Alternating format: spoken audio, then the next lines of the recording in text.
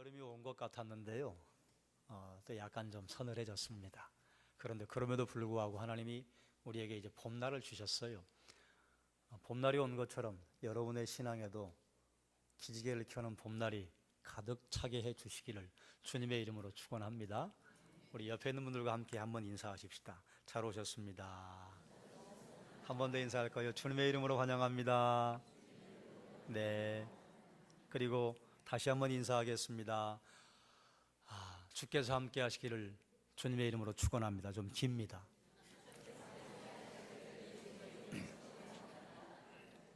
이렇게 할 때는요, 이게 이제 저에게는 이게 관용어구입니다. 주의 이름으로 축원합니다. 이건 뭐 제 입에 붙어 있는 건데 여러분의 입에는 잘 붙어 있지 않잖아요. 그럴 때는 주의 이름으로 하면 알아들어요. 그걸 못 외우신다고 고민하실 것도 없고 염려하실 게 없어요. 오늘 우리가 함께 나누려고 하는 말씀의 주제의 한 부분이 염려거든요. 도무지 염려하지 말라고 했는데 우린 참 다양한 걸 염려해요. 심지어는 염려하지 말라고 했는데 어떻게 염려하지 않을까, 이것까지 염려하느라고 참 노심초사. 지난주에 우리가 이런 말씀을 나누었습니다. 아버지께서 아들을 사랑하시고 또 아들은 우리를 사랑한다. 아들이 아버지의 사랑 안에 거하는 것을 무엇으로 드러냈는가 하면 아버지의 계명을 지키는 것으로 드러냈습니다. 그래 우리에게도 주의 사랑 안에 거하라고 하시는데요, 주의 사랑 안에 거하는 것이 무엇이냐? 주의 계명을 지키는 것이라. 그런데 주의 계명을 지키는 것이 무엇이냐? 주의 계명 중에 우리에게 말씀해 주시는 것이 서로 사랑해라. 주님의 계명은 서로 사랑하라는 것이었습니다. 서로 사랑함으로 성도는 하나님 아버지를 보여줘요. 서로 사랑함으로 예수 그리스도를 보여줍니다. 그러니 서로 사랑한다고 하는 것은 그리스도인의 표지예요. 너희가 서로 사랑하면 수많은 사람들이 너희가 내 제자인 것을 알리라. 주님 말씀하셨단 말이죠. 우리가 서로 사랑하면 하나님 믿는 사람이로구나, 그리스도인이로구나 알아차린다 그 말이에요. 자, 그렇다고 한다면 주의 계명을 지킴으로 말미암아 서로 사랑하는 것은, 또 주의 계명을 지킴으로 말미암아 서로 사랑하는 성도는 이것이 삶에 어떻게 드러날까요? 어떤 모습으로 드러나느냐? 주의 계명을 지키는 성도는요, 오늘 이제 본문으로 들어가면 염려하지 않습니다. 한번 따라 할까요? 염려하지 말라. 여러분 수많은 염려가 있으시죠? 염려하지 않으면 얼마나 좋을까요? 이 세상에 살아가는 수많은 사람들이 염려하는 주된 이유가 뭡니까? 먹고 마시고 입고 어디에 살까? 의식주의 문제 때문에 염려합니다. 그런데 염려한다고 하는 게 어떤 의미인가 하면 생각에 잠기는 거예요. 여기에 서양난이 지금 올라 있잖아요. 서양난을 보고 참 예쁘다, 아름답다, 꽃대가 참 날씬하다, 계속해서 이 서양난을 바라보고 생각에 잠기는 것, 이게 염려입니다. 원래 의미는. 그래서 의식주의 문제를 가지고 염려한다고 하는 것을 다시 풀어서 설명을 해보면요, 무엇을 먹을까, 무엇을 마실까, 무엇을 입을까, 또 어디에 살까, 온통 이 생각으로 가득 차 있을 때 이걸 염려라 한다 그 말이에요. 의식주의 문제를 자꾸 생각해요. 온통 의식주의 문제에 마음이 쏠려 있어요. 안전하서나 의식주의 문제, 이거 염려라 그 말이에요. 사람들은 이처럼 뭉게구름처럼 피어오르는 염려를 해결하기 위해서 어떻게 하는가?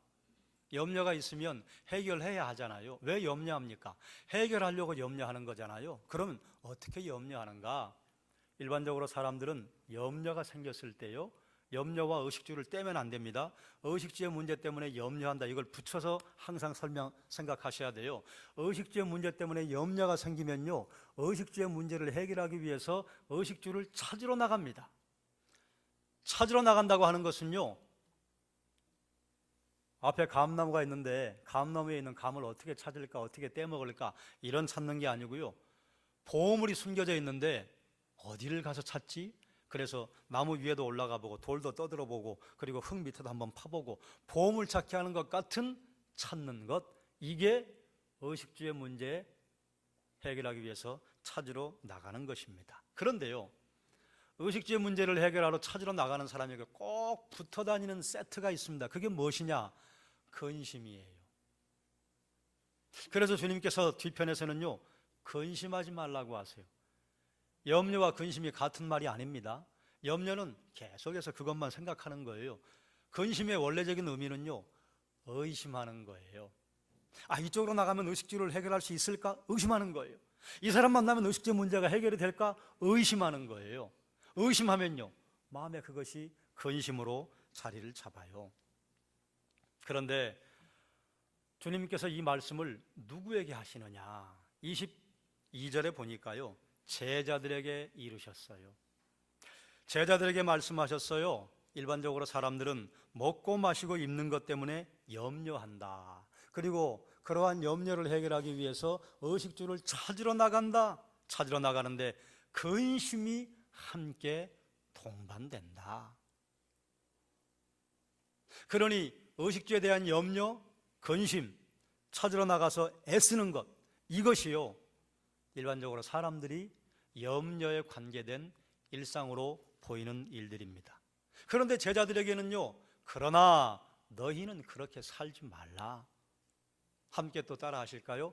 염려하지 말라. 옆에 있는 분에게 말씀하실까요? 염려하지 마세요. 네. 그 앞에 하나 더 붙여요. 그 문제 염려하지 마세요. 네, 염려하지 마세요. 그런데 여러분, 반사적으로 드는 생각이 있죠. 어떻게 그걸 염려 안 해요? 어떻게 그걸 염려하지 않느냐고. 그래서 주님이 그걸 아시기 때문에 제자들에게 말씀하셨어요. 얘들아, 염려하지 마라. 염려하지 말라고 하는 것은 이것과 같다. 너희 하늘에 날아다니는 새를 보냐? 까마귀를 봐라. 까마귀가 뭐 창고를 짓냐? 하늘 아버지가 먹이시지 않냐? 드레핀 백합화를 봐라. 드레핀 백합화가 나 옷 입어야지 그리고 뭐 길쌈하고 실을 뜨는 일이 있냐? 없지 않냐? 알아서 옷 입지 않냐? 여러분, 주님께서 이 말씀을 제자들에게 하셨다고 생각해 보세요. 그럼 여러분, 지혜로우시다 이런 생각이 듭니까? 아니에요. 저는 이 말씀을 다시 묵상하는 순간 그 당연한 얘기를 왜 하시지? 여러분, 까마귀가 창고를 짓지 않는 게 당연해요? 당연하지 않아요? 당연해요. 백합화가 때가 되면 싹을 피워내고 그리고 줄기가 올라오고 꽃대가 올라와서 꽃을 피우는 게 당연해요? 당연하지 않아요? 당연하다.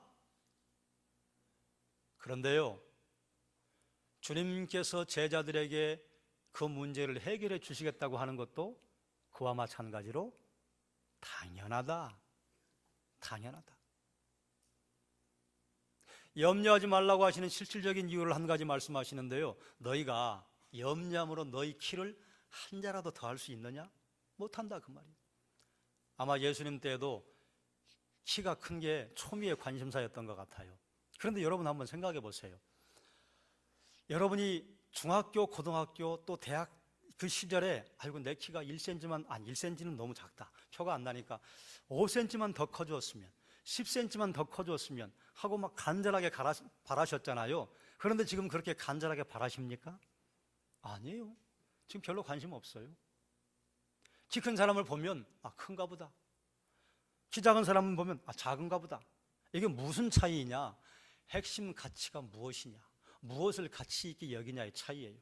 한참 성장하는 청소년들에게 가치는요, 몇 센치 컸냐예요. 그리고 크고 작은 것 때문에요, 키가 크면 별로 무시를 안 당하고 살아요. 근데 키가 작으면요, 무시당하고 살아요. 애들이 키 작은 아이들 얼마나 괴롭힙니까? 그러니까 키 큰 게요, 대단히 큰 관심사예요. 그런데 지금 키 큰 것이 여러분에게 얼마나 큰 관심사가 됩니까? 별로 우리의 관심사가 아니에요. 이제는 가치가 바뀌었다 그 말이에요. 그런데 예수님 당시에도 키가 얼마나 크냐, 이게 사람들의 관심사였던 것 같아요. 그래서 너희가 머리를 질끈 동여매고 염려한다고 키 자라게 할 수 있냐? 없지 않냐? 그런데 주님이 이걸 뭐라고 말씀하시는가 하면, 가장 작은 것 하나도 염려한다고 해결할 수 없는데 뭘 염려하냐? 키가 클 거냐 말 거냐, 이게 가장 작은 것이라고 하세요. 왜 그런 줄 아세요? 여러분, 전에 설교를 할 때 말씀드렸잖아요. 여러분 그런 예화 아시잖아요. 우리가 염려하는 것 100가지 가운데 96가지는 염려한다고 해결될 게 아니라 오직 우리가 염려할 건 4가지. 김정은이 미사일을 쏘면 어떡하죠? 그럼 죽으면 돼요. 만약에 쳐들어오면 어떡하죠? 그럼 피난할까 말 분들 피난 가시고 싸울 수 있는 분들은 나가서 싸우면 돼요. 우리가 염려한다고 해결되지 않아요. 여러분, 남편 염려한다고 남편 문제가 해결됩니까? 안 돼요. 여러분, 아내에 대해서 염려한다고 안지나서나 아내의 그 문제를 가지고 여러분 묵상한다고 해서 그게 문제가 해결이 됩니까? 안 돼요. 자식 문제 여러분 해결됩니까? 내 품 안에 있을 때는 자식이 문제가 해결되는 것 같은데요, 그건 잠깐 아이들이요 생존하기 위해서 견디는 거예요. 그리고 이제 독립할 나이가 되면요 날아가요. 날아가면요 부모님의 마음대로 돼요?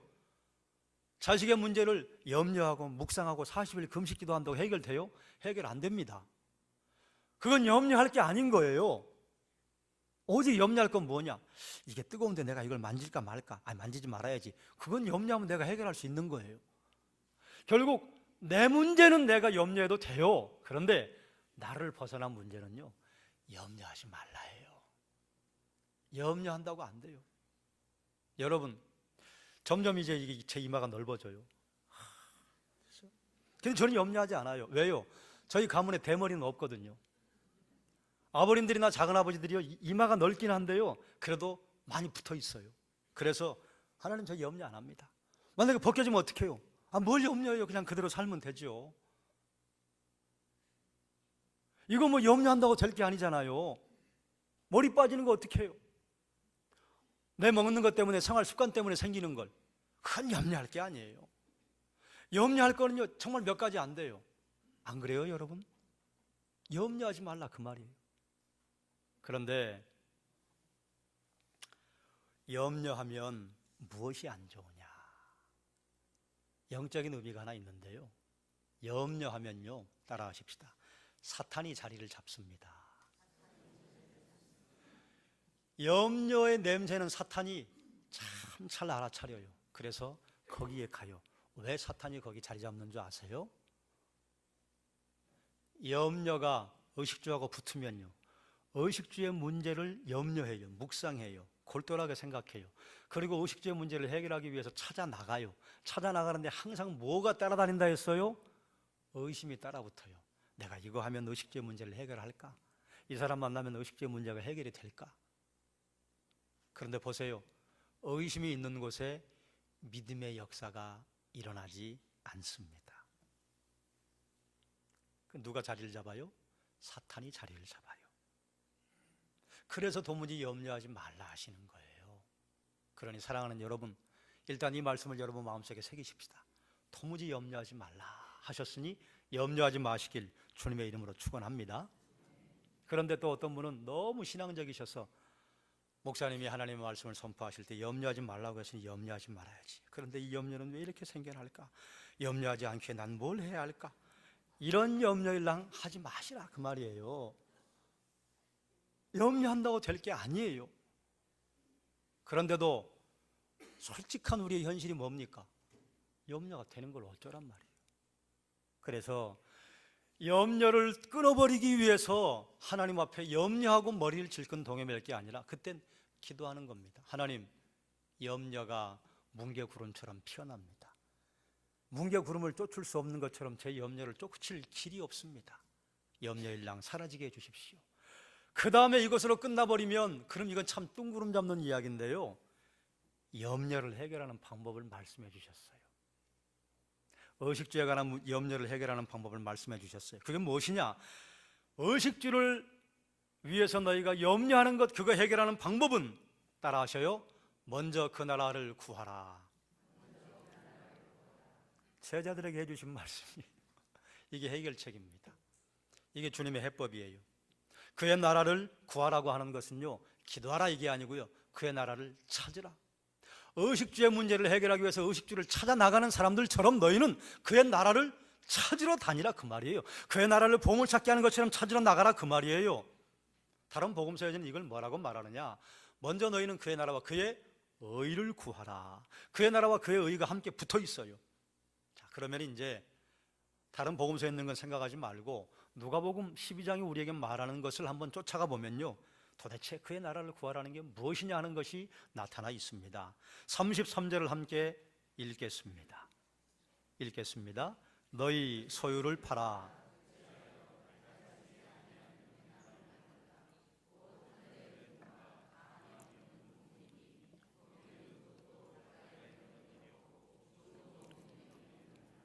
아멘, 아멘.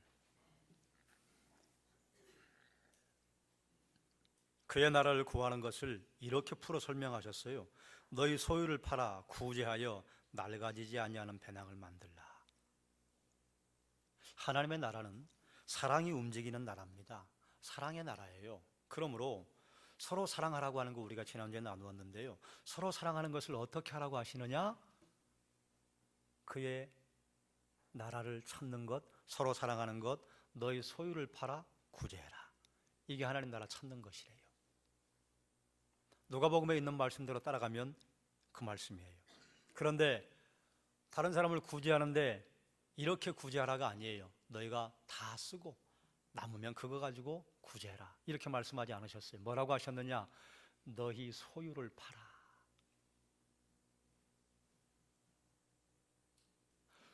소유를 팔아서 다른 사람을 구제하래요. 적극적으로 구제하래요. 그러면 이건 또 오해하면 이러면 안 됩니다.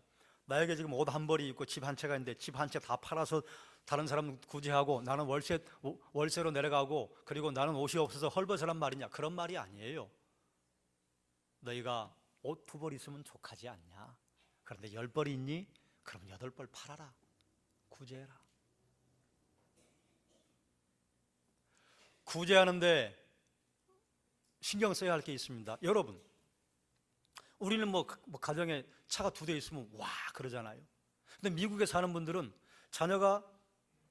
큰 자녀가 2이 있으면 엄마 거 한 대, 아빠 거 한 대, 아들 거 한 대, 딸 거 한 대, 4대가 있어야 돼요. 그럼 거기는요, 4대 있으니까 3대 팔아야지. 그럼 못 살아요. 거기 4대가 있어야 돼요. 버스가 없으니까. 이 말씀을 획일적으로 적용하면 안 됩니다. 그래서 유대의 라비 힐렐이라고 하는 사람은 이런 적용을 또 냈어요. 사람을 구제한다. 구제하는데 어떻게 구제해야 되느냐? 그 사람의 형편에 맞게 구제해 줘라. 그래, 어떤 사람이 큰 부자였는데 부자가 가난하게 됐어요. 그래, 이 사람을 구제해 주는데요, 이 라비가 자기가 타고 있었던 나귀가 있었는데 이 나귀를 그 사람에게 줘요. 아니, 저 사람은 나귀가 없어지면 그냥 걸어다니면 돼. 그 사람은 그전에 누리던 바가 있다. 그러니 저 사람에게는 도와준다고 하는 것은 이렇게 해주는 것이다. 구제한다고 해서 이것을 틀에 짜진 것처럼 딱 이렇게 해야 합니다 하고 적용하기가 어렵다, 그 말입니다. 어쨌든 너희 소유를 팔아 구제하라 그랬어요. 집이 한 채, 2채면 되는데 10채가 있어요? 그러면요, 소유를 팔아라, 그 말이에요. 그래서 구제해라. 여러분, 이렇게 하기가 쉽습니까? 어렵습니까? 어려워요. 대단히 어려워요. 왜요? 사람들이 일반적으로 사용하는 방법이 아니기 때문에 그렇습니다. 대단히 어려워요. 어느 생각까지 드느냐? 무서워요. 내가 내 소유를 팔아서 구제하면 정말로 하나님께서 이걸 더해 주실까? 무서워요. 여러분, 가정에 먹거리가 떨어져 보세요. 자녀들에게 지금 학비를 줘야 되는데 학비가 없다고 생각해 보세요. 무섭습니다. 두렵습니다. 그래, 주님이 그걸 아시고 32절에 뭐라 하세요? 적은 무리여 무서워 말라. 무서워 말아라. 지금 예수님에게 말씀을 받는 제자들의 숫자가 많습니까? 적습니까? 12명밖에 아니에요. 그리고 이제 이 본문을 미루어 보았을 때는 예수님을 따라다니던 제자의 무리들이 있었어요. 12사도 말고 몇 명 안 돼요. 수만 명이 아니에요. 그 적은 무리들에게 지금 말씀을 선포하시는데요, 전혀 세상 사람들이 하는 방법과 다른 방법을 말씀하시는데요, 제자들이요, 저거 되냐? 저렇게 해서 될까? 두렵단 말이에요. 무섭단 말이에요. 그래서 무서워하지 말아라. 너희 아버지께서 그 나라를 너희에게 주시기를 기뻐하신다. 그 나라의 풍성한 걸 너희에게 주시기를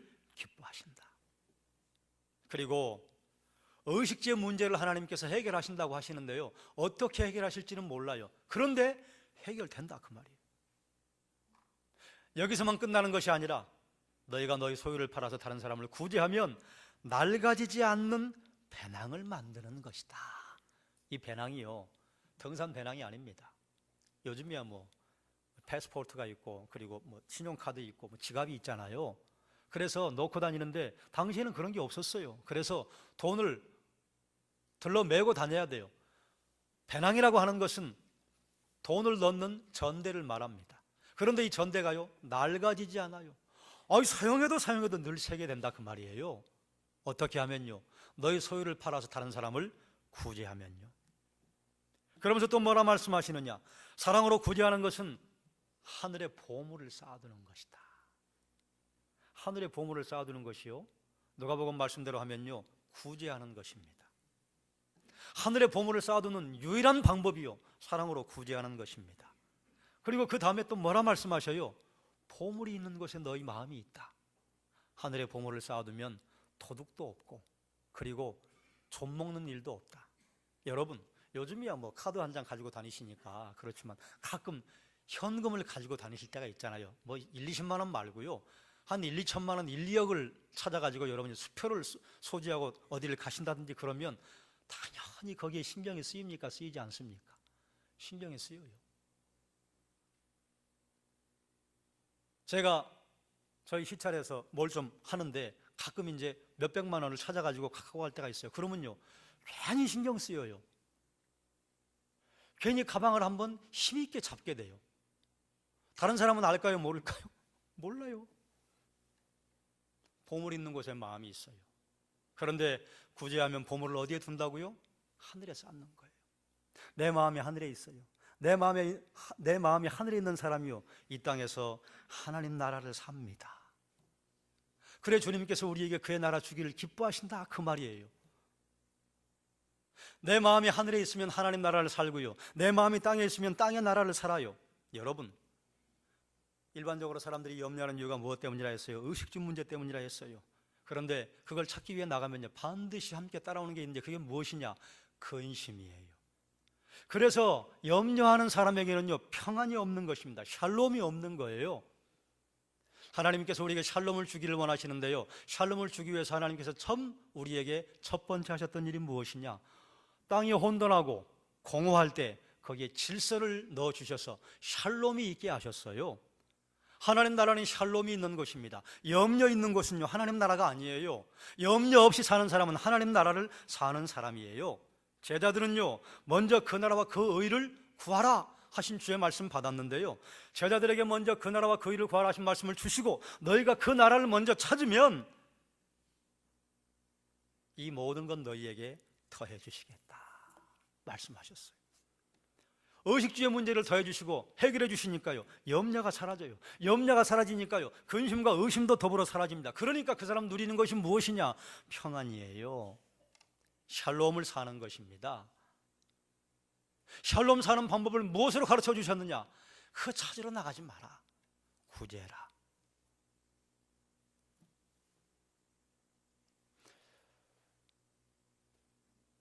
내가 나의 의식주 문제를 해결하기 위해 찾으러 나가면요, 그건 찾을 수 있을지 몰라요. 그런데 내가 다른 사람의 의식주의 문제를 해결해 줌으로 말미암아 내가 하나님이 주시는 의식주를 받잖아요. 그러면 더불어 받는 게 있어요. 명예를 받잖아요.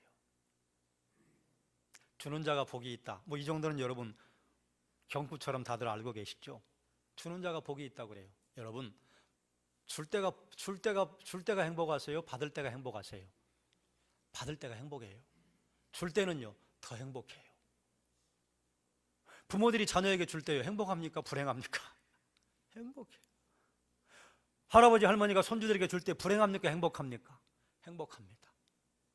다른 사람에게 무엇을 줘본 사람은요, 주는 것이 행복하다고 하는 것을 알아요. 이제 올 가을이 되면 또 이반족 집중 선교를 갈 텐데, 여러분 이반족 집중 선교를 가서 여러분 거기서 우리가 행복을 받고 옵니까? 우리가 주고 우리는 기진맥진해서 옵니까? 우리가 주는 게요, 사실 우리에겐 별거 아니에요. 그런데요, 그걸 받는 그들이 행복해할 때요, 마음에 말할 수 없는 감동이 밀려옵니다. 내가 누군가 도와줬을 때요, 도와줬을 때 그 사람의 반응이요, 나를 행복하게 만들어요. 그래서 주는 자가 복이 있다고 말하고요, 너희는 너희 소유를 팔아서 구제하라고 말씀하는 거예요. 주의 말씀이니까 선포된 대로 그것을 아멘으로 받으면 되는 것입니다. 그런데요, 내가 감격을 맛볼 때, 감동을 맛볼 때요, 뭐 엔돌핀, 다이돌핀 이야기 아시잖아요. 우리가 기쁨을 맛볼 때, 손뼉을 칠 때, 웃을 때 엔돌핀이 쏟아져 나온다고 하잖아요. 그런데 우리가 어떤 일에 감격했어요. 말씀에 감격했어요. 다른 사람을 도와주고 거기서 감동을 받았어요. 그때는요, 엔돌핀의 4,000배에 해당하는 다이돌핀이 쏟아진다고 하잖아요. 그러므로 다른 사람에게 내 소유를 팔아서 구제하는 자에게요, 하나님께서 몸도 마음도 감성도 영혼도 풍성한 샬롬을 누리게 하셔서 하나님 나라를 살게 하신다, 그 말입니다. 그러니 여러분, 주님께서 말씀하신 너희 소유를 팔아 구제해라가 염려를 해결하는 해법입니까? 아닙니까? 해법이에요. 그런데 쉬워요? 쉽지 않아요? 쉽지 않아요. 한번 생각해 보십시다. 어떤 사람이 감옥에 갔습니다. 감옥에 가는 사람은 어떤 일을 한 줄 아세요? 감옥에 갈 일을 했어요. 어떤 사람이 복을 받았습니다. 그럼 어떤 사람이 복을 받는 줄 아세요? 복 받을 일을 하는 사람이 복 받아요. 여러분, 어르신들은 아이들을 보면 보이죠? 얘가 복 받을 만한 애인지 복을 못 받을 만한 애인지 그 아이가 하는 일을 보면 감이 잡히시죠. 그래서 우리나라 속담에 그런 말이 있잖아요. 떡잎 보면 알아볼 수 있다.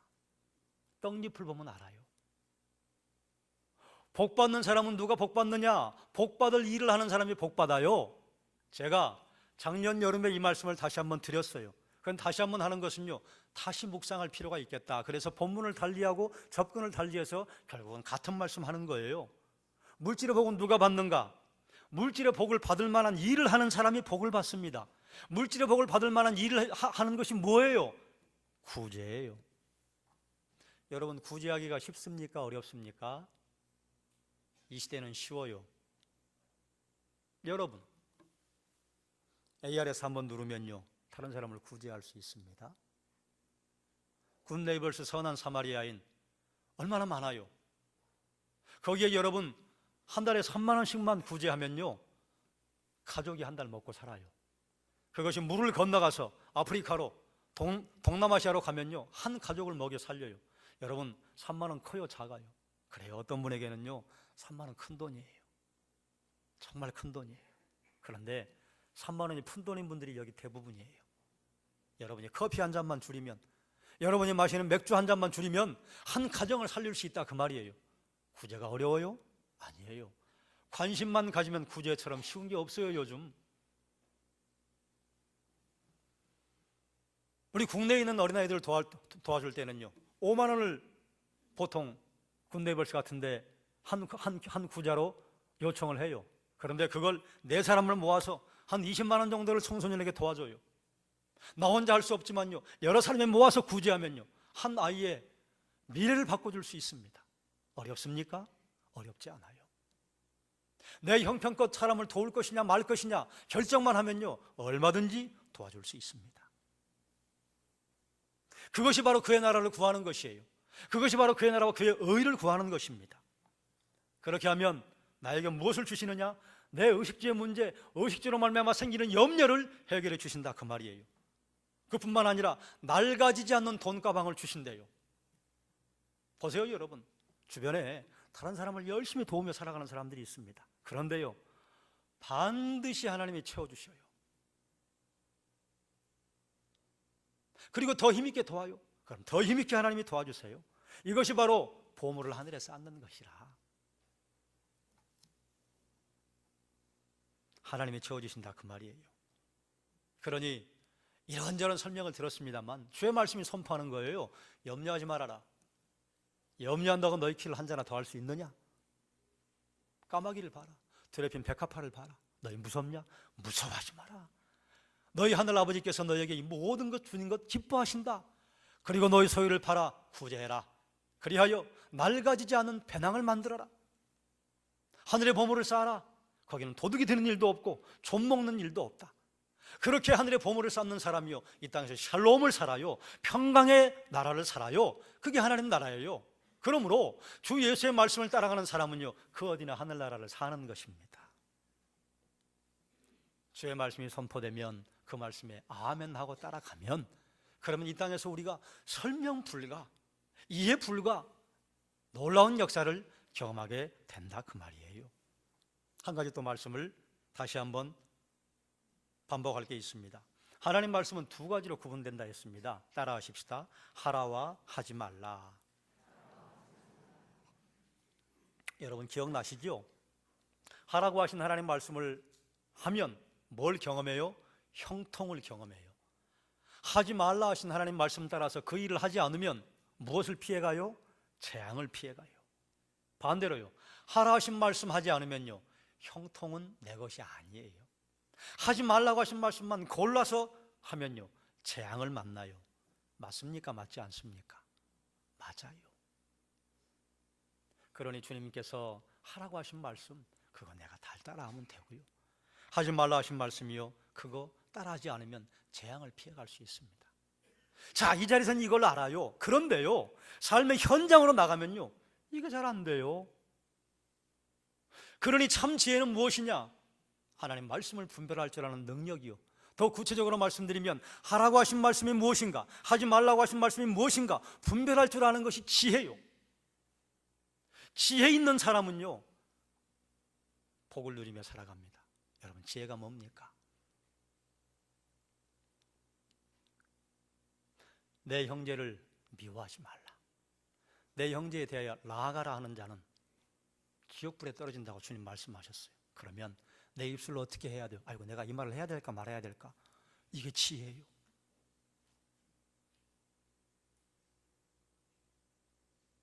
고아와 과부를 선대하라. 어려움 당하는 사람을 도와주라. 어려움 당하는 사람 눈에 피눈물 흘리지 말아라. 그럼 내가 이걸 하면, 저 사람들 밀어내버리면, 그럼 나는 부를 누리는데 저 사람들 나가면 눈에 피눈물이 날 텐데 어떻게 할까? 어떻게 해야 돼요? 그게 지혜예요. 어떤 일을 할 때 주의 말씀이 나를 잠깐 멈춰 세우는 게, 그게 지혜예요. 그런데 과연 우리는 지혜롭게 살아가는가? 여러분, 어떤 일을 결정할 때, 무언가 고민할 때 주의 말씀이 떠오르십니까? 그럼 지혜로운 선택을 하실 거예요. 그런데 주의 말씀은 하나도 떠오르지 않는다면요, 우린 지혜로운 사람이 아닙니다. 여호와를 경외하는 사람이 아닌 거예요. 여호와를 경외하지 않는 사람은 믿음의 사람이 아닌 거예요. 그래서 믿음은 행함으로 드러나는 것입니다. 행함이 없다, 믿음이 없다예요. 행함이 있다, 믿음이 있다예요. 말씀을 정리하겠습니다. 하라 하신 하나님 말씀 지키면요, 형통합니다. 하지 말라 하신 주의 말씀 지켜서 그거 하지 않으면요, 재앙을 피해갈 수 있습니다. 이처럼 하라 하신 말씀과 하지 말라 하신 말씀을 분별해내는 능력이, 그게 지혜예요. 하나님은 오늘 우리에게 염려하지 말라 말씀하셔요. 그럼 염려하지 않으면 돼요? 도무지 염려가 끊이지 않는다, 하나님께 기도하셔요. 의식주의 문제로 말미암아 생기는 염려는 어떻게 해결하느냐? 구제해라. 너희 소유를 팔아서 구제해라. 그러면 누군가 내 자식에게 몰랐는데 잘해줬어요. 그럼 그분 만나면 감사가 돼요, 안 돼요? 감사가 돼요. 나도 하나님의 자녀, 믿지 않는 사람도 하나님의 자녀예요. 하나님의 피조물이 하나님의 형상이요, 그들도. 우리는 믿는 하나님의 형상이요. 아직 믿지 않는 사람들은 믿지 않으나 하나님의 형상이에요. 하나님의 형상에게 해줬든지 믿었든지 믿지 않았든지 하나님의 형상을 가진 자에게 우리가 구제하고 그 사람에게 염려를 해결해 주면요, 누가 기뻐하실까요? 아버지가 기뻐하시지. 그럼 아버지가 내가 채워주신다는 게 성경의 원리입니다. 의식주의 문제는요, 하나님이 해결할 거예요. 너희 소유를 팔아 구제하면 낡아지지 않는 지갑을 소유하게 될 것이다. 하늘의 보물을 쌓아두는 것이다. 그러니 형통할 것인가 형통하지 않을 것인가, 그 분기점은 어디서 시작이 되느냐? 내 마음에서 시작이 됩니다. 여러분, 여러분의 마음이 말씀에 있습니까? 아니면 세상의 원리에 있습니까? 세상의 원리와 말씀이 부딪힐 때 여러분은 어디를 따라가십니까? 바라기는 여러분, 주의 말씀 여러분의 마음에 새기셔서 주님이 우리에게 주시는 풍성한 삶, 형통을 경험하시길 주의 이름으로 축원합니다. 기도하겠습니다. 하나님,